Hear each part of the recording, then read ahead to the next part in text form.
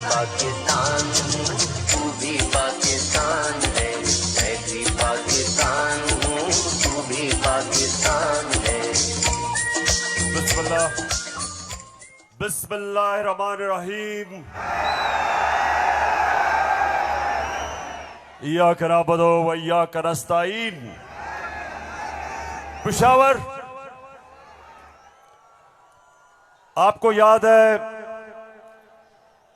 कि मैं आखिरी दफा यहां कब जलसा किया था?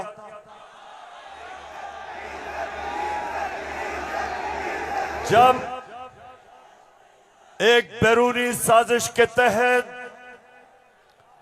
हमारी हुकूमत को गिराया गया, तो पहला जलसा मैंने उसके बाद अपने पेशावर की आवाम के पास आके किया। और माशाअल्लाह पेशावर, जब भी मैं आपको कॉल देता हूं, कभी आपने मुझे मायूस नहीं किया। बहुत बहुत शुक्रिया। अच्छा पेशावर, आज मैंने बात तो आपसे करनी थी सैलाब की।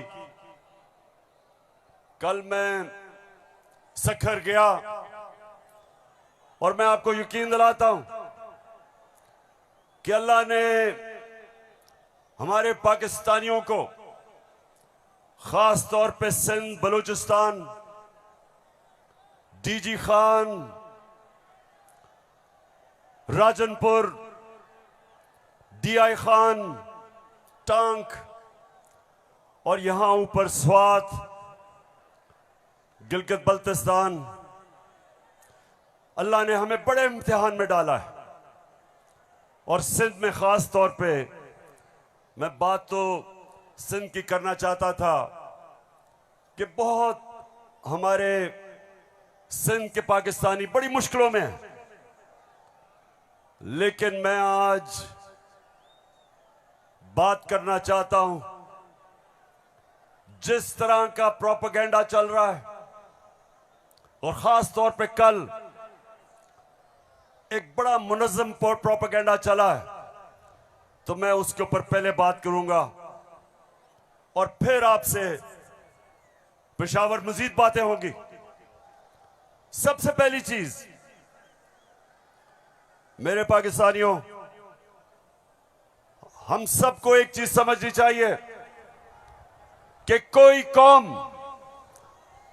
पेशावर, मेरी कोशिश ये है कि मेरा ये सारे जो नौजवान यहां खड़े हैं, मैं आपकी तरबियत भी करूं, आप में सियासी शऊर पैदा करूं, आपको समझाऊं कि हकीकी आजादी क्या है, आपको समझाऊं कि ला इलाहा इल्लल्लाह ये कैसे एक इंसान को आजाद करता है। कैसे जब अल्लाह से आप दावा करते हैं कि अल्लाह तेरा सिवा कोई खुदा नहीं, तो आप अपनी वो जंजीरें तोड़ते हैं जो इंसान को जमीन पे रखता है, इंसान की परवाज रोकता है। ये जंजीरें परवाज रोकती हैं इंसान की, उसकी अजमत की। और मेरे नबी सल्लल्लाहु अलैहि वसल्लम ने मदीना में ला इलाहा इल्लल्लाह से इंसानों को आजाद कर दिया।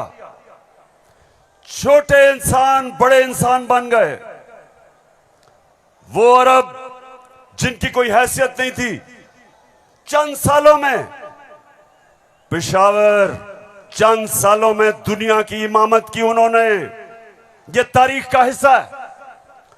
और मेरी भी कोशिश है कि मैं अपनी कौम की जो जंजीरें बंधी हुई हैं जमीन से, जो हम ऊपर परवाज नहीं कर पा रहे हैं, मेरी भी कोशिश ये है कि मैं अपने नबी सल्लल्लाहु अलैहि वसल्लम की सुन्नत पे चलते हुए अपनी कौम को जगाऊं और कौम को आजाद करूं, ताकि ये जंजीरें टूटे और मेरी कौम ऊपर परवाज करे।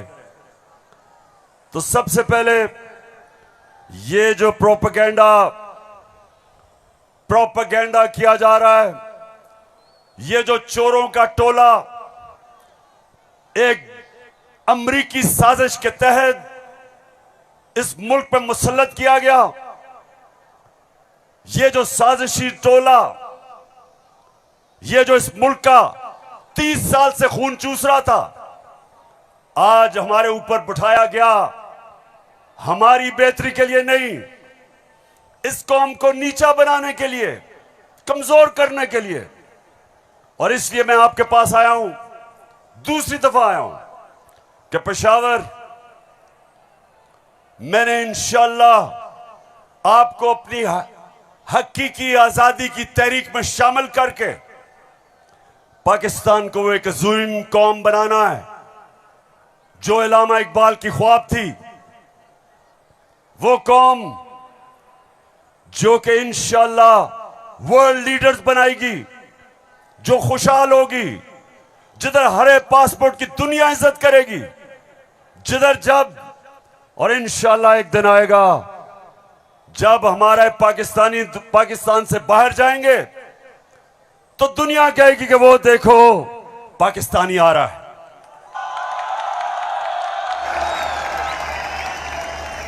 मेरे पाकिस्तानियों, एक ऐसा वक्त था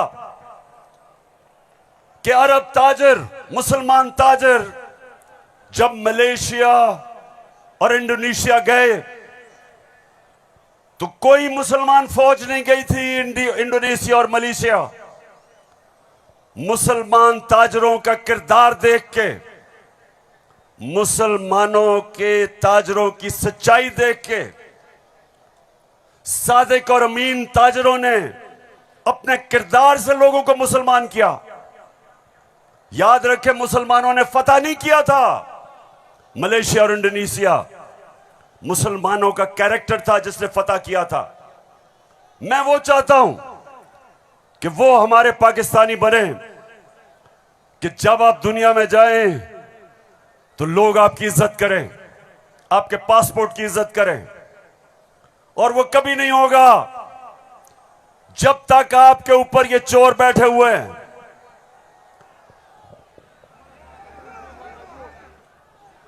शबाज शरीफ, मैं चाहता हूं पेशावर जरा गौर से, क्योंकि आज मैंने बड़ी वीडियोस दिखानी है आपको।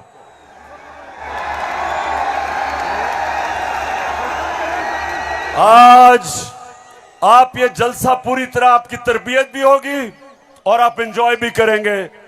तो मैं जो आपको कह रहा था, फिर से मैं जो आपको कह रहा था कि मैं चाहता हूं कि मेरी कौम एक खुददार, गैरतमंद कौम हो, क्योंकि ला इलाहा इल्लल्लाह इंसान को गैरत देता है। जो ला इलाहा इल्लल्लाह दिल में जिसके चले जाता है, वो किसी झूठे खुदा के सामने नहीं झुकता।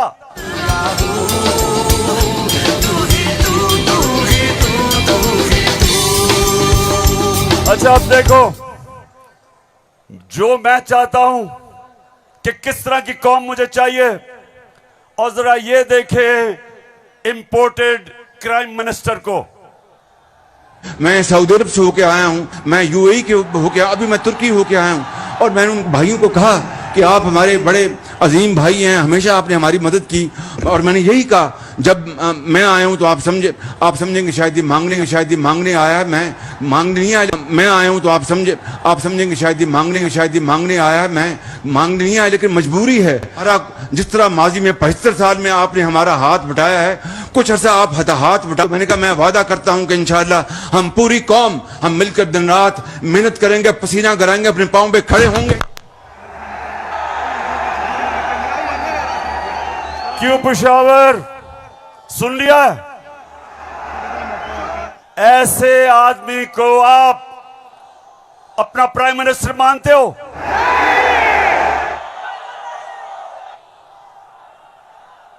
अगर ये वाकई अगर गैरतमंद प्राइम मिनिस्टर होता तो पहले जो इन्होंने अरबों रुपया चोरी करके मुल्क से बाहर रखा, पहले वो वापस लेके आते, फिर लोगों से पैसे मांगते। अपना पैसा चोरी करके मुल्क से बाहर, और बाहर जाके लोगों से पैसे भीख मांगना। अच्छा पाकिस्तानियों, पेशावर, मैं आज आपको अब बताना चाहता हूं कि ये जो चोरों का टोला हमारे ऊपर मुसल्लत किया, अब इनको पता चल गया है कि ये हमें हरा नहीं सकते। हाँ, मुझे पता है कि फजल रहमान भी इनमें से एक है। अब ये जो थ्री स्टूजेस हैं, इनको पता है कि मैच खेल के तो ये अब ये जीत नहीं सकते। इनको पता है कि जब भी इलेक्शन हुआ इन्होंने हारना है। अब ये कर क्या रहे हैं? साजिशें कर रहे हैं। किसी तरह इमरान खान को डिस्क्वालीफाई करवाओ, केस बनाओ, कभी तोशाखाना, कभी वो इनका पालतू इलेक्शन कमीशन, कभी वो कोशिश कर रहे डिस्क्वालीफाई करने के लिए। अदालत के अंदर मुझे दहशतगर्द बना दिया। पिशावर वालों, दहशतगर्द आपके सामने खड़ा है। कोशिश है कि किसी तरह बस इमरान खान मैच ना खेले। ये वैसे ही है, जब हम छोटे थे क्रिकेट खेलते थे तो जब एक टीम हारने लगती थी वो विकेटें उठा के ले जाती थी। अब ये यही कर रहे हैं, मैच खेल नहीं सकते, किसी ना किसी तरह बस इमरान खान को बाहर निकालो टीम से। दूसरी चीज, और ये उससे खतरनाक चीज कर रहे हैं, पेशावर ये कोशिश कर रहे हैं कि किसी तरह पाकिस्तान की सबसे बड़ी जमात,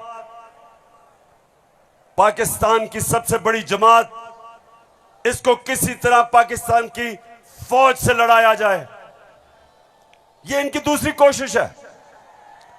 पहले डिस्क्वालीफाई करो और साथ साथ कोशिश करो कि पाकिस्तान की फौज के खिलाफ प्रोपेगेंडा करके लड़वाएं, और फिर पाकिस्तान की अदलिया के खिलाफ कि पाकिस्तान के अदारे किसी तरह तरीके इंसाफ के खिलाफ हो और ये किसी तरह मैच जीत जाएं। बस मैं आज आपको वीडियोस दिखाने लगा हूं, और मैं उससे पहले आपको बताऊं कि कोशिश इनकी क्या है। जो कुछ मैं कहता हूं, इनका प्रोपेगेंडा सेल बैठा हुआ है, वो हर चीज को मोड़ के कोशिश करता है कि या किसी तरह अदालत मेरे खिलाफ हो या किसी तरह फौज मेरे खिलाफ हो। अब मैंने क्या कहा था? मैंने अभी चंद रोज पहले क्या कहा, परसों मैंने क्या कहा? मैंने ये कहा कि फौज का जो आर्मी चीफ होता है उसको मेरिट पे सिलेक्शन होनी चाहिए।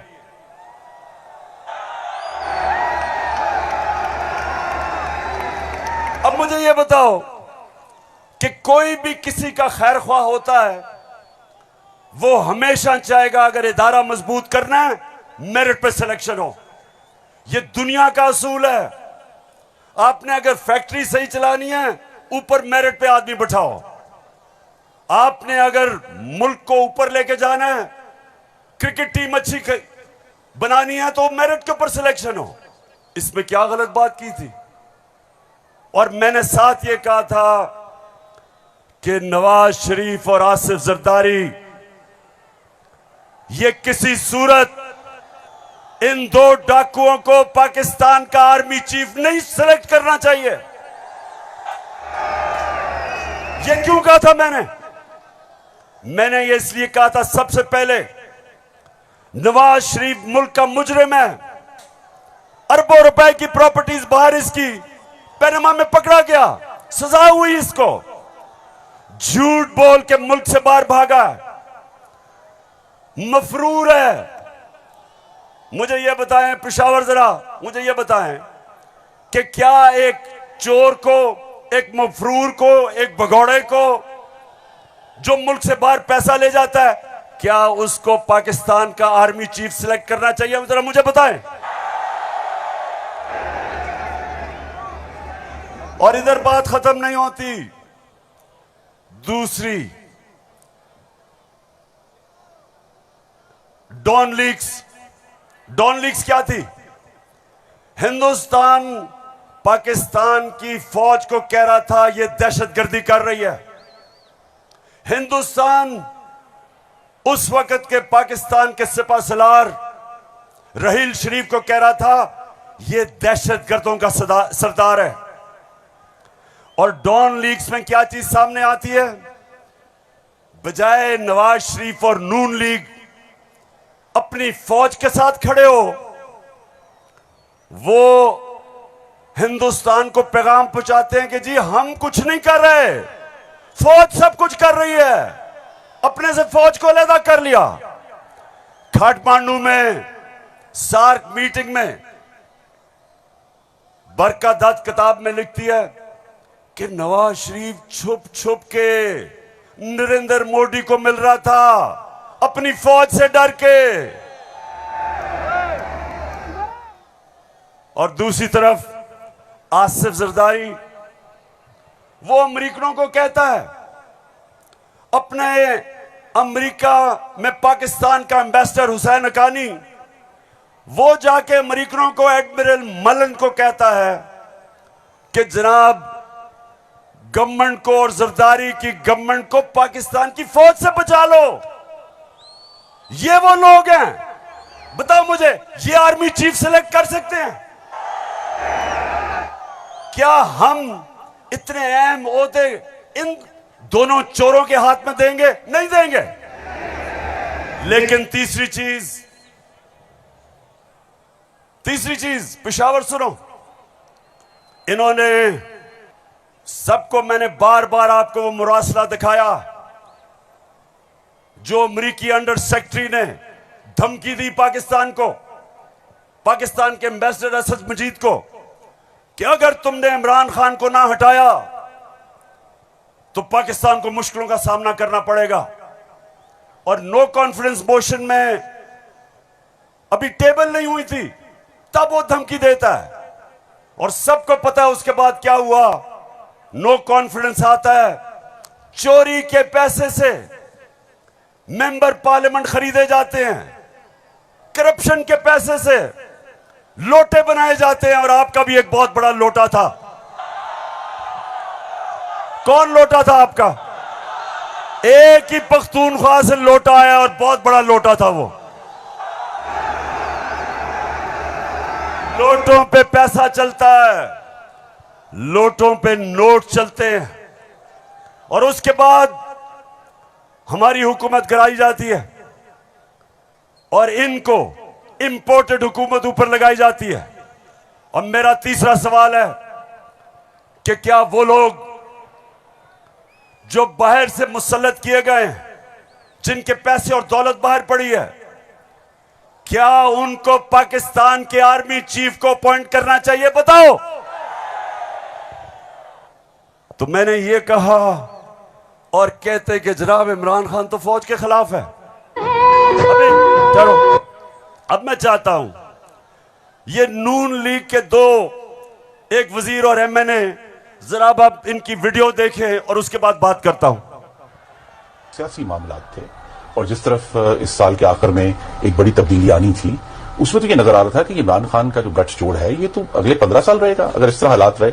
और जिस तरह के उनके प्रोग्राम थे, हम सब ने डिस्क्वालीफाई होना था इस साल के आखिर में, तमाम जो अपोजिशन की लीडरशिप है। अच्छा, उनका तो ख्याल था कि मैं सफाया कर दूंगा, मैं किसी को नहीं छोड़ूंगा। तो ये आपका खदशा है? मालूमात है जी, हमारी सीरियस मालूमात। आपके ख्याल में जो आप ये लोगों को भूल जाता है, लेकिन कुछ माह पहले जो कहा कि हम नैब के कुछ 100 जज और हायर कर रहे हैं और हम सारे केसों को एक्सप्लाइट करेंगे, तो उस मैथ्स लेवल के ऊपर, मैथ्स लेवल पे डिस्क्वालिफिकेशन होनी थी। बिगिनिंग शहबाज शरीफ डाउनवर्ड, शाहजाद खान अब्बासी, हसन इकबाल और ऑल ऑफ अस, सिर्फ मुस्लिम लीग नून की नहीं। आपके ख्याल में जो कोलिशन बनी है वो इसी वजह से बनी है कि इमरान खान साहब के तो फाशिस्ट प्लान्स थे ना इस मुल्क के ऊपर हमला करने के। तो लिहाजा ये आज मुश्किल जरूर है, लेकिन ये हमें याद रखना है जब हम मुआशियत की डिस्कस करते हैं कि यहां जमहूरियत का, हाकमियत का और वफाकियत का मामला भी मौजूद है, जिसको हमें साथ लेकर चलना है। तो इसलिए एक लार्जर कॉन्टेक्स्ट में सियासी मामला कि जो हमें लोग कहते थे, डराते थे, दबाव में लाते थे इस बात पे कि अगर फौरी तौर पर अदम एतमाद करके आप हुकूमत में ना आए तो फलां आ जाएगा, फलां बैठ जाएगा किसी चेयर पे। कोई किसी किस्म का हमें उस वक्त भी न नोटिस था ना हमने लिया था, मगर इत्तेहादी जमातों के हम फैसलों पर के पाबंद थे। मैं आज भी ये बात कहने लगा हूं कि अगर कि जो हमें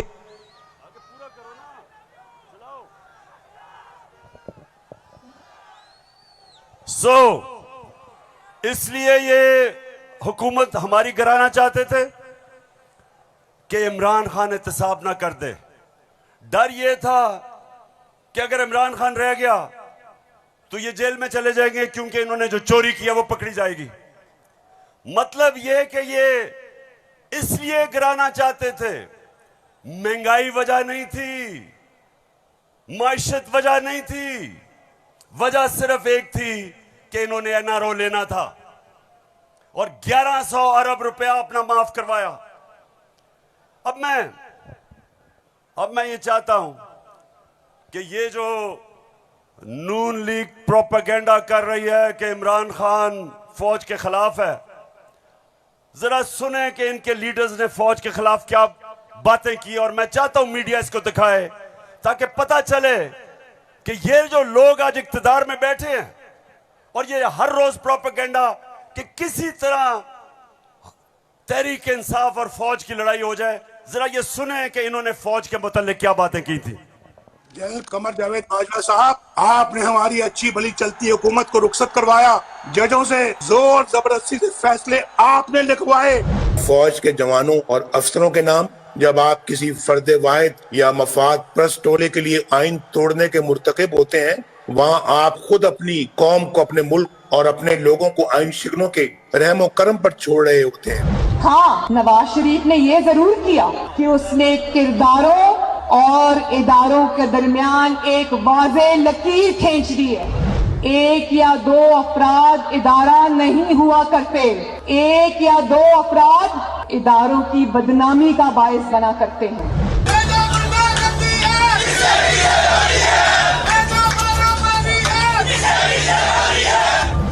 जो शख्स इस किस्म की कार्रवाइयों में मुलव्वस रहा हो उसका एहतसाब होना चाहिए।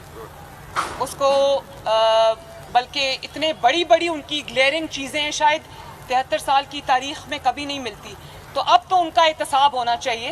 ये इस किस्म के शख्स को कोई और ओहदा दे देना, और वो भी इतना इम्पोर्टेंट ओहदा देना, ये मैं समझती हूँ कि ये कौम के मुंह पे तमाचा है, आइन और कानून की हुकूमत के मुंह पे तमाचा है। तुम हमें सियासत बतलाते हो, अपने हुदूद में रहो, इसराइल की नौकरी न किया करो, इसराइल के वजीफों पे पलने वाले जर्नलों अपने हुदूद में रहो।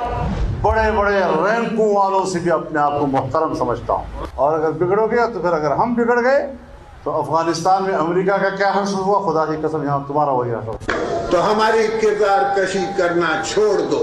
अगर हमने आपकी शुरू की तो पता नहीं पाकिस्तान बनने से आज तक कितने जनरलों की शुरू हो जाएगी।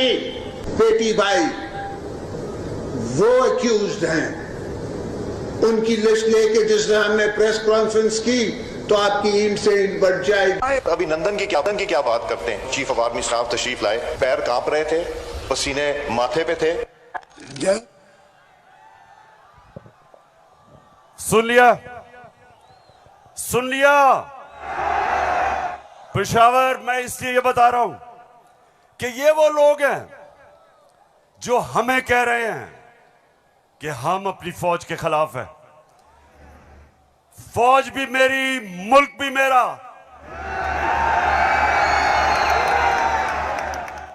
जितने इदारे मजबूत होंगे मुल्क मजबूत होगा, अदलिया मजबूत होगी मुल्क मजबूत होगा, फौज मजबूत होगी, हम आजाद हो सकेंगे।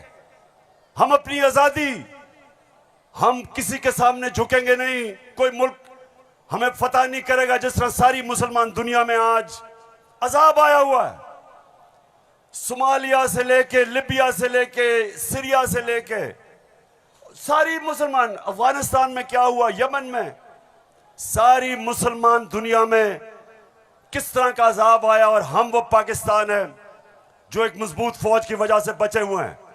तो नून लीग वाले ये समझ जाओ कि हम वो लोग हैं जो इस मुल्क के इदारे मजबूत करेंगे।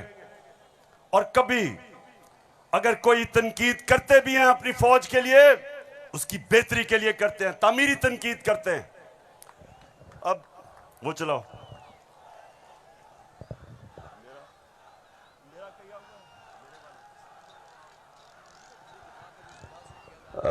ये बड़ा इंपॉर्टेंट है, मैं अपनी सारी कौम के सामने कहना चाहता हूं। देखिए, एक तो जो फौज का इदारा है, कभी इसके खिलाफ बात ना करें, क्योंकि फौज एक ऐसी चीज है जो अगर हमारी फौज ना होती तो ये मुल्क में नहीं रहना था।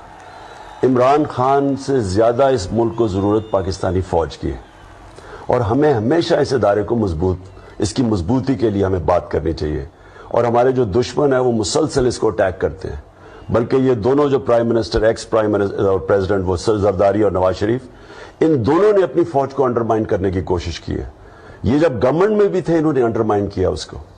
इन्होंने गवर्नमेंट में रहते हुए वो डॉन लीग्स क्या थी, डॉन लीग्स वो हिंदुस्तान के साथ कह रहे थे कि जी हमारी फौज की वजह से हम दोस्ती नहीं हो रही।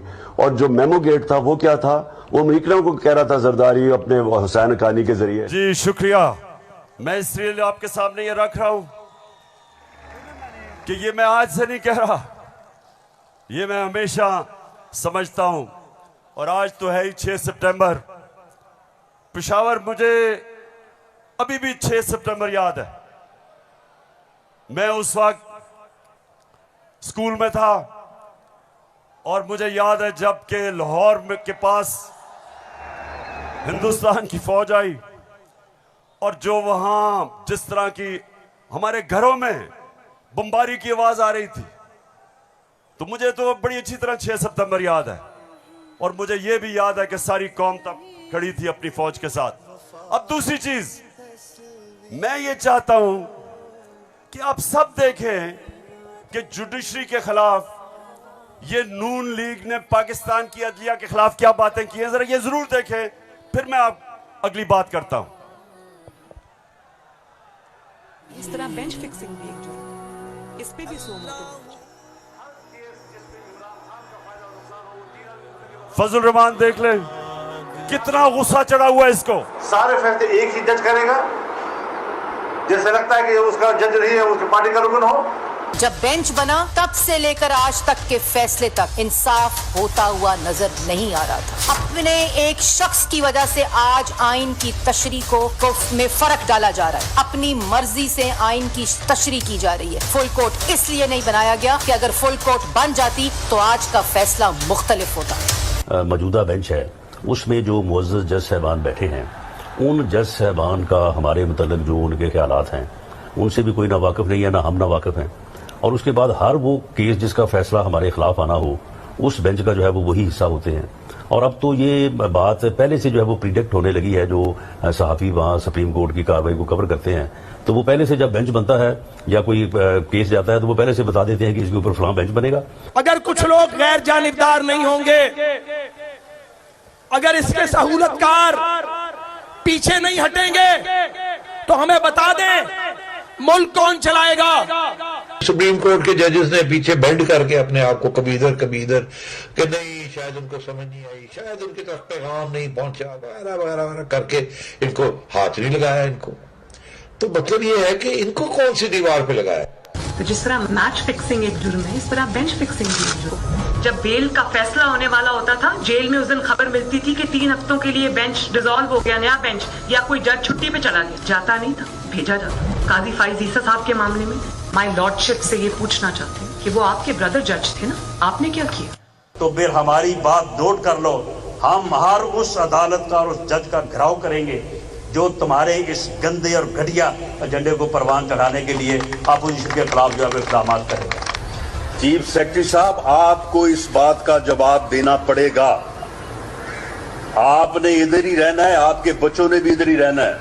कमिश्नर लाहौर साहब, आपने भी इधर रहना है, आपने सर्विस भी करनी है।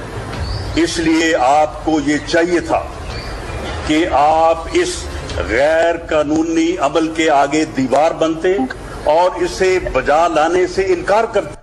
आला अदलिया के जजेस पार्टी बनकर अगर चीफ जस्टिस वो जबान इस्तेमाल करेंगे जो इमरान खान कंटेनर पे चढ़ के करता था, तो उस जबान का वही जवाब मिलेगा जो नवाज शरीफ के सियासी मुखालिफिन को दिया।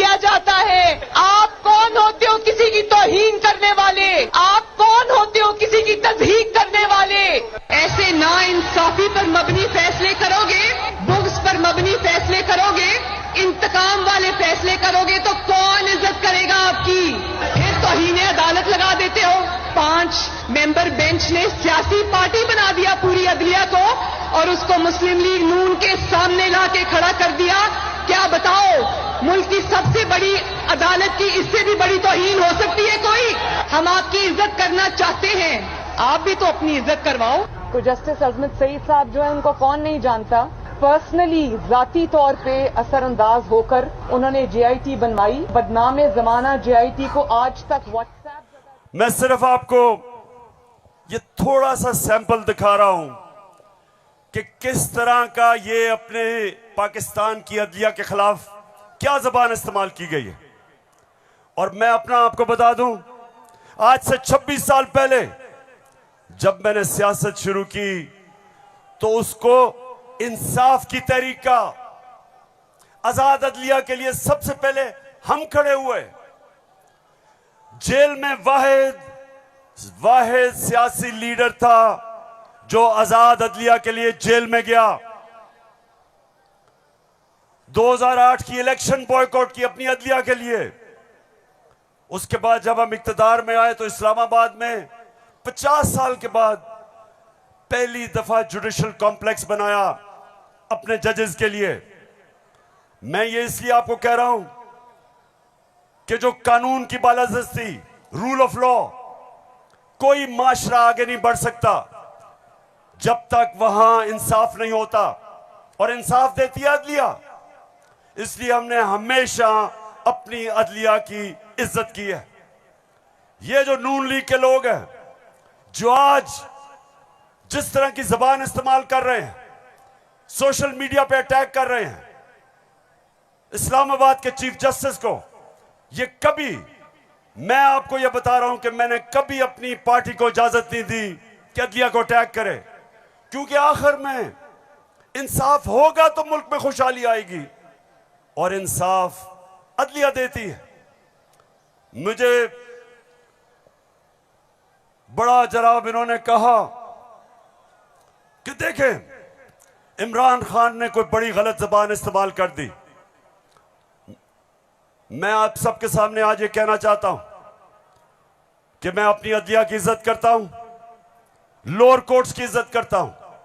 वो लोअर कोर्ट्स जो आम इंसानों की खिदमत करते हैं और मुश्किल हालात में अगर एक मजिस्ट्रेट ज़ेबा के खिलाफ ऐसे लगा कि मैंने कोई सख्त जबान इस्तेमाल की, उसकी वजह थी मैं शहबाज गिल को देख रहा था, उसके ऊपर तशद्दुद हुआ,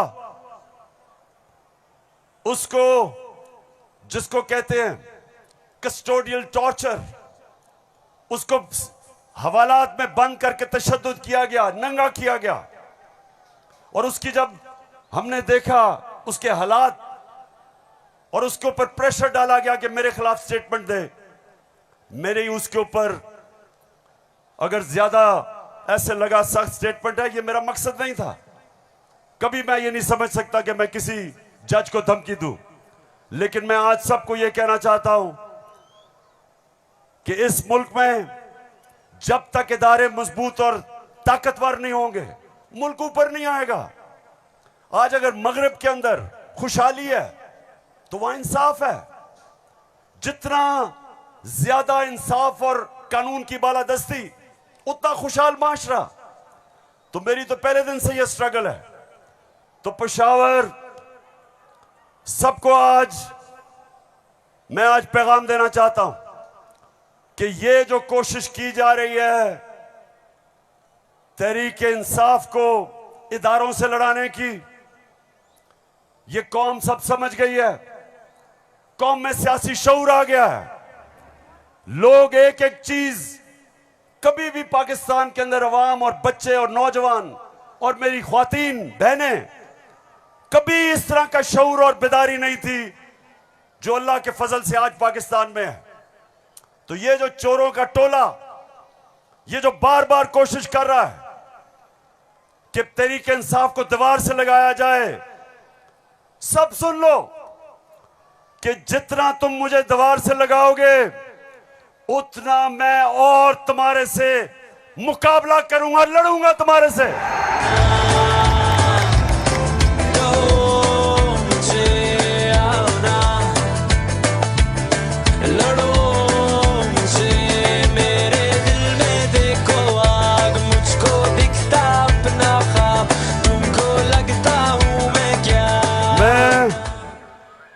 अपनी सारी कौम, सारी कौम के पास जा रहा हूं। 7 महीने से मैं पब्लिक में हूं, हर शहर में जा रहा हूं, अपनी कौम को तैयार कर रहा हूं कि मेरे पाकिस्तानियों, जब मैं तुम्हें कॉल दूंगा तुमने निकलना है मेरे साथ। कहती है ये राहे अमल, आओ हम सब साथ चले, मुश्किल हो या आसानी हाथ में डाले हाथ चले। धड़कन है पंजाब मगर दिल अपना मेहरान है।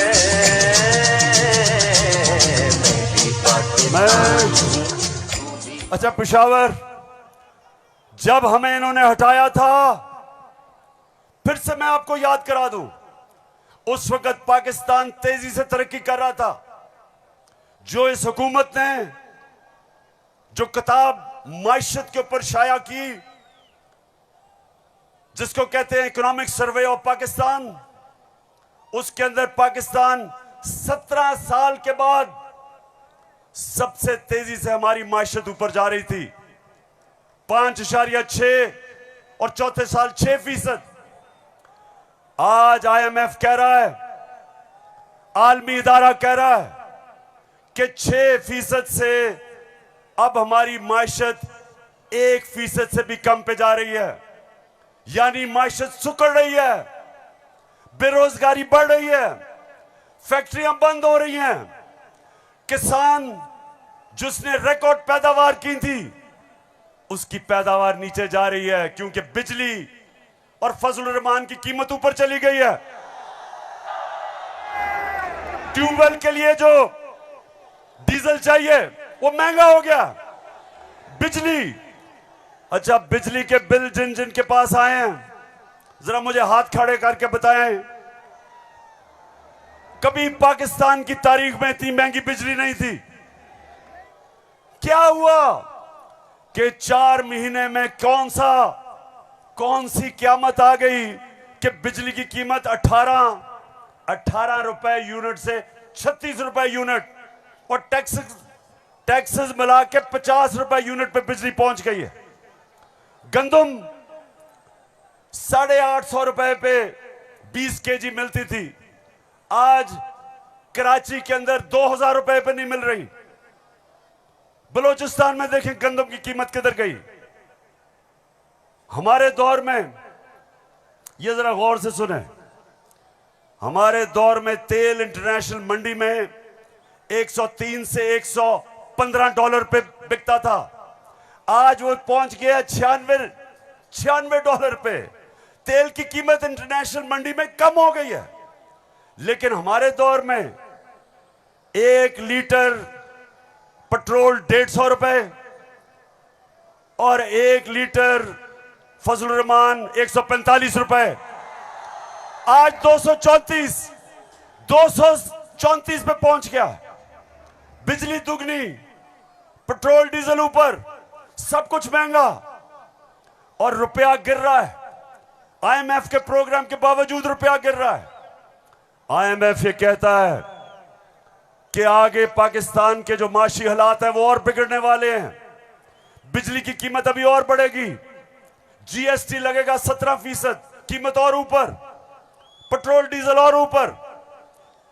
तो मेरे पाकिस्तानियों, आज हम नहीं, IMF कह रहा है कि पाकिस्तान श्रीलंका की तरफ जा रहा है, यानी माशी तबाही की तरफ जा रहा है।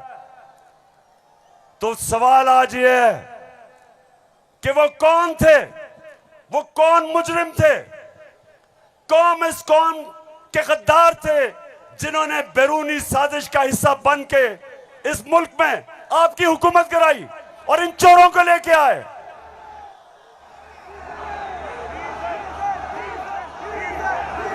मैं अब जरा जो आपको आजकल जो नवाज शरीफ की बेटी आजकल बनी हुई है, मालिका बनी हुई है पाकिस्तान की, प्रोटोकॉल उसको प्राइम मिनिस्टर का मिल रहा है।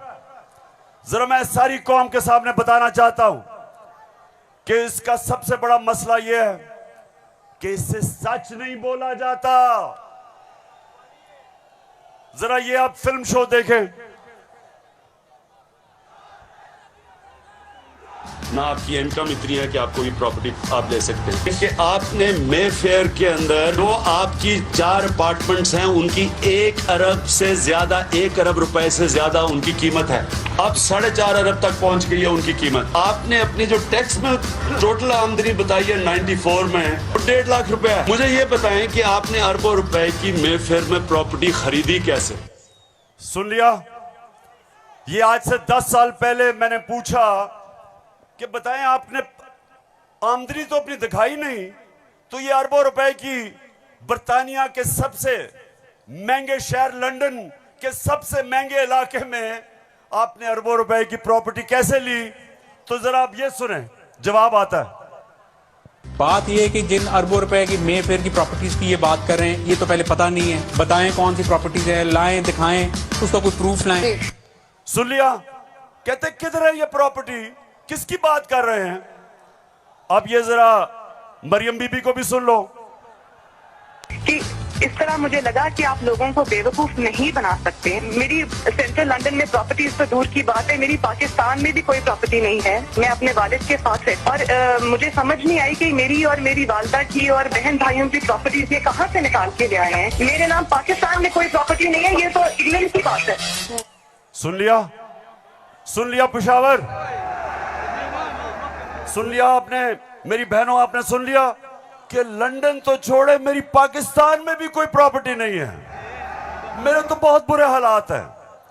अब मरियम बीबी को नहीं पता था कि एक इंटरनेशनल इंकशाफ होता है, पैनामा पेपर्स।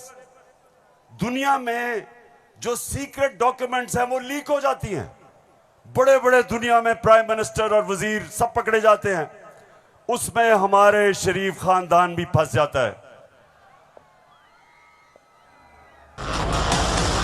नवाज शरीफ, मरियम नवाज, हसन नवाज और हुसैन नवाज के बैरून मुल्क खुफिया असासों का इंकशाफ। पनामा लीक्स ने बैरून मुल्क खुफिया दौलत का भांडा फोड़ दिया। सुन लिया? अब ये सुना, ये इंकशाफ हो गया। जब इंकशाफ हुआ तो मरियम के भाई हुसैन शरीफ क्या कहते हैं, ये जरा सुन लें। मैं इस बात को तस्लीम करता हूँ कि अल्हम्दुलिल्लाह पाक लेन के ऊपर जो अपार्टमेंट्स हैं वो अल्हम्दुलिल्लाह हमारे हैं। मैं इस बात को तस्लीम करता हूँ कि उनको ऑफशोर कंपनीज नेस्कॉल लिमिटेड और नीलसन लिमिटेड जो है उनको ओन करती हैं। और मैं आपको ये भी अर्ज करता हूँ उनको होल्ड कर रही है इस वक्त मरियम नवाज शरीफ, मेरी हमशीरा जो है। पेशावर सुन लिया कि छुपाई हुई थी प्रॉपर्टीज। एक हदीस है कि शैतान आप इंसान के गुनाह दुनिया में नशर कर देता है। वो दुनिया में नशर हो गए। उन्होंने कहा हमारी प्रॉपर्टीज नहीं, प्रॉपर्टी सामने आ गई। अब ये मैं आपको समझाने की कोशिश कर रहा हूं। असल में नवाज शरीफ की प्रॉपर्टी थी। मरियम बेचारी के पास किधर से पैसा आया? पैसा तो नवाज शरीफ का था। क्यों छुपा रहा था? क्योंकि आपके चोरी का पैसा था, अवाम से पैसा चोरी किया था। चोरी और करप्शन में क्या फर्क? चोरी होती है जो जेब कुतरा करता है, जो आपके घर में चोरी होती है, जो साइकिल चोरी होता है, मोटरसाइकिल, इंसान को नुकसान पहुंचता है। करप्शन, मुल्क का पैसा चोरी करने को करप्शन कहते हैं। और मुल्क तबाह होते हैं करप्शन से। जो पैसा आपकी तालीम पे, अस्पतालों पे, सड़कों पे, गुर्बत कम करने पे, जो पैसा वहां खर्च करना होता है इनकी जेबों में चला जाता है, मुल्क से बाहर चला जाता है। इसलिए कौम में गरीब इसलिए नहीं होती कि उनके पास वसाइल नहीं है, असासे नहीं है। कौमें गरीब तब होती हैं जब उनके अपने सरबराह मुल्क को पैसा चोरी करके बाहर ले जाते। तो ये जो आज हमारे ऊपर मुसल्लत किए हुए हैं, सारी कौम तैयार हो जाए।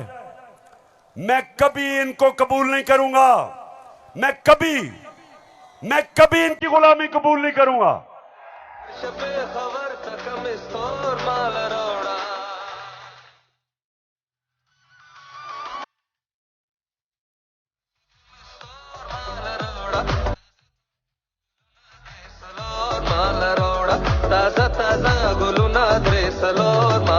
पेशावर हाथ खड़ा करके बताओ आप तैयार हो जब मैं आपको कॉल दूंगा?